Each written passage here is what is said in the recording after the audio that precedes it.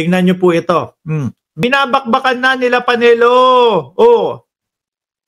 Sabi ho dito, Torre is the bulldog enforcer of the present dispensation. He follows blindly. Blindly, merong hawak na warrant of arrest para hulihin si Buloyski, para hulihin si dating Pangulong Duterte, blindly. Oh, maayos yung hawak na warrant of arrest niya. Tapos sasabihin niya blindly. Kasi nga ho pala, mga kababayan, best friend nila yung mga naaresto, si Buloyski at ang dating Pangulo.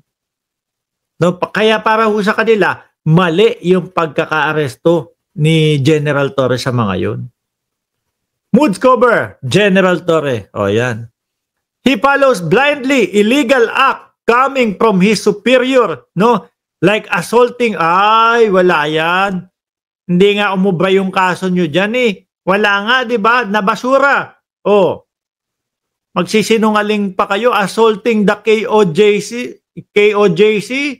Yung mga taga-KOJC nga, binomba sila ng tubig.